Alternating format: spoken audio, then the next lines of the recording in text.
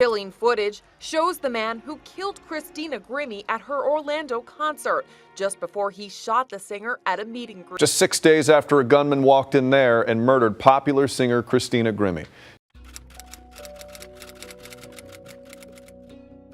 She walked on stage with the kind of light that could fill an entire room. Her voice carried hope, her smile radiated warmth. To everyone watching, Christina Grimmie was untouchable, unstoppable, destined for greatness.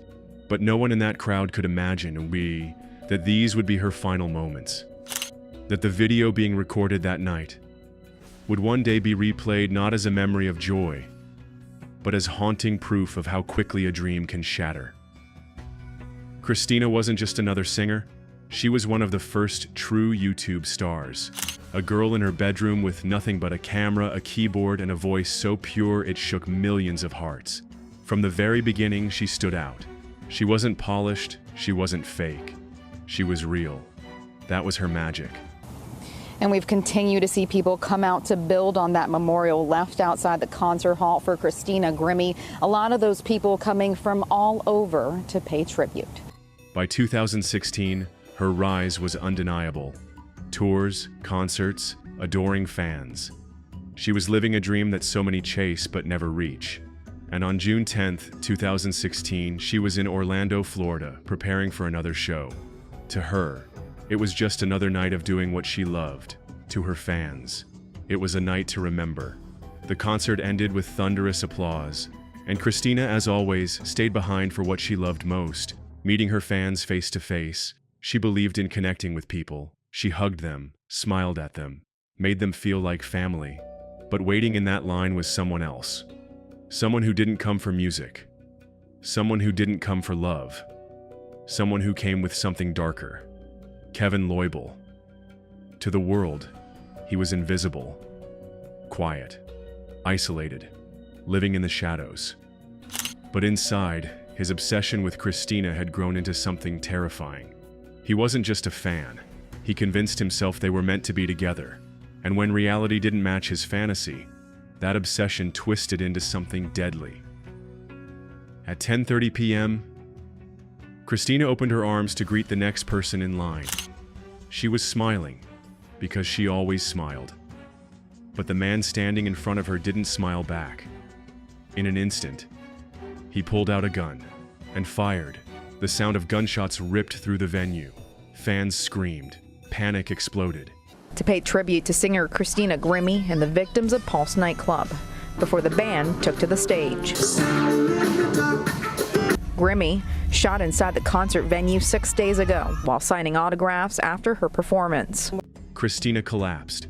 Her brother Marcus lunged at the shooter, tackling him to the ground. But before anyone could stop him, Kevin turned the gun on himself, ending his own life in seconds.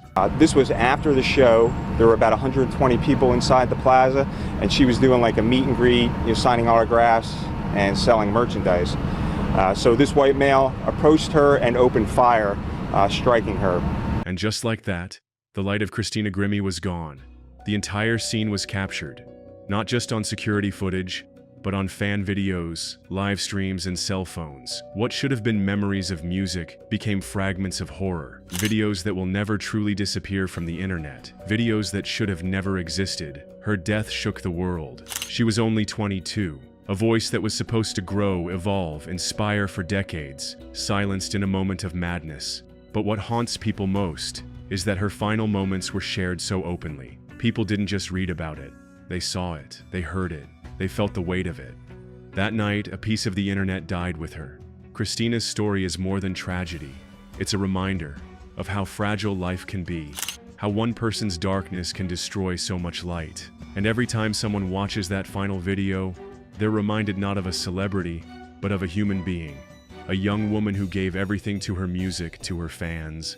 A young woman who should still be here today. Her last video isn't one people watch for entertainment, it's one people watch because they can't believe it's real. Because sometimes, the scariest videos aren't movies, they're the ones that were never meant to exist.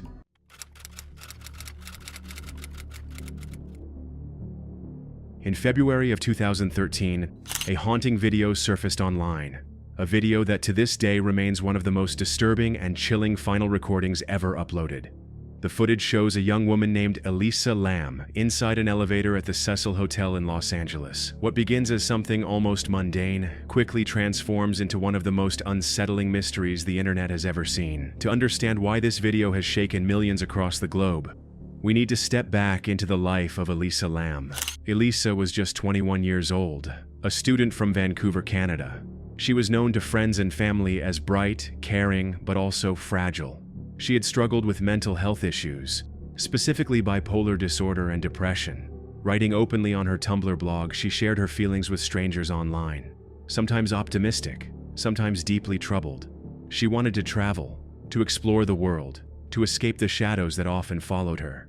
And so, in January of 2013, Elisa decided to embark on a solo trip across California.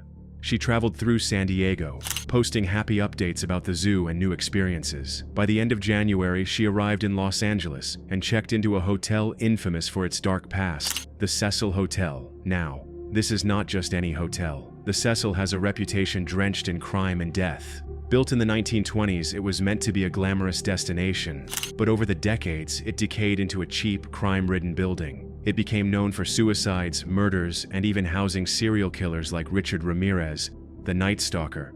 Locals often whispered that the Cecil wasn't just cursed, it was evil. It was here, in this place of darkness, that Elisa Lam would spend her final days. On January 31st, 2013, Elisa called her parents in Vancouver to check in. Everything seemed fine. But the next day, February 1st, she failed to contact them. Her family grew worried. Elisa always stayed in touch, no matter what. When her silence continued, they reported her missing.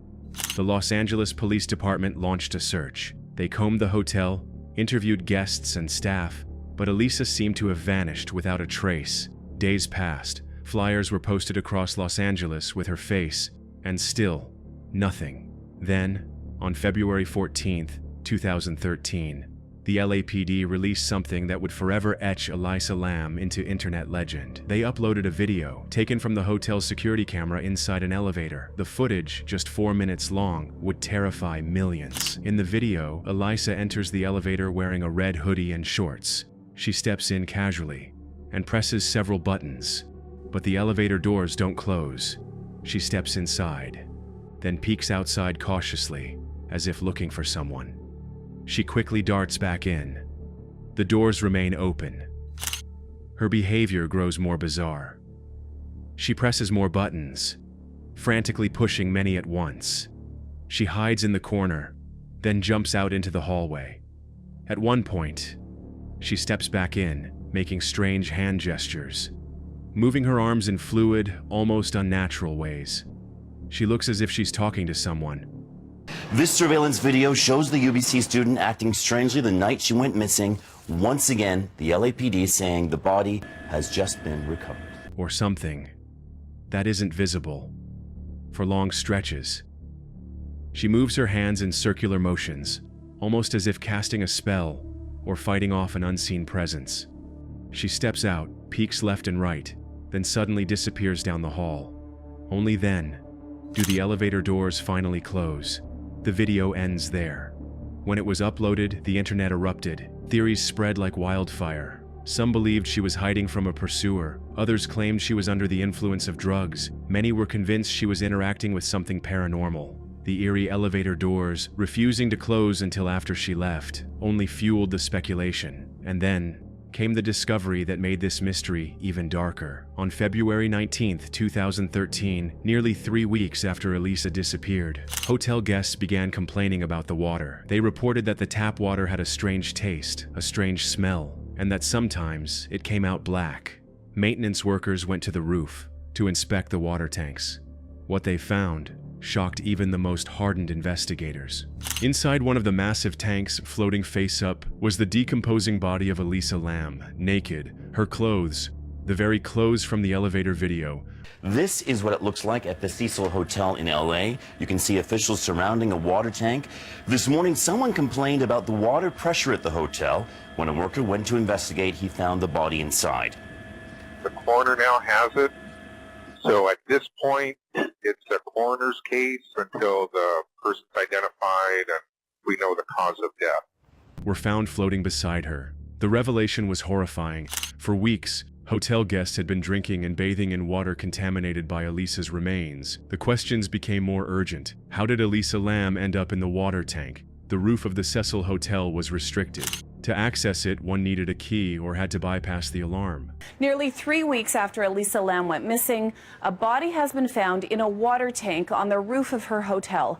The tanks themselves were heavy and difficult to climb into. Elisa was not physically strong, and yet somehow, she ended up inside one of the most inaccessible places in the entire building. The autopsy report brought more confusion than clarity. There were no signs of physical trauma, no evidence of sexual assault, and no drugs or alcohol in her system apart from her prescribed medication. The official conclusion, accidental drowning. But the internet wasn't satisfied. Theories poured in endlessly. Some said she was murdered by a hotel employee or another guest. Others were convinced the Cecil's dark history of death and violence had somehow claimed another victim. Paranormal explanations spread rapidly. People analyzed every frame of the elevator footage, convinced Elisa was being stalked by an invisible entity, or that the hotel itself was haunted. Then there was another disturbing connection. In 2002, a horror film called Dark Water was released in Japan. The story revolved around a young girl who drowns in a water tank on the roof of an apartment building. Later, residents complain of strange-tasting water. The parallels between the movie and Elisa's death were so eerie that many believed her case was more than just coincidence. To this day, the footage of Elisa Lam in that elevator is replayed, reanalyzed, and revisited by millions. It remains one of the most infamous final videos in existence, a chilling glimpse into the last known moments of her life. But the truth is, we may never know exactly what happened inside the Cecil Hotel. Was Elisa experiencing a severe episode of her bipolar disorder, disoriented and confused, climbing into the tank herself in a tragic accident, or was she being pursued, hiding from someone who ensured her silence? Or perhaps something darker was at play, something tied to the sinister history of that cursed building. What we do know is this: Elisa Lam's story has haunted the internet for over a decade. The image of her hands moving strangely in that elevator, her fearful glances into the hallway, and her sudden disappearance continue to send shivers down the spines of anyone who watches. Her final video should never have been uploaded, and yet it was. And because of that, Elisa Lam's tragedy will never be forgotten.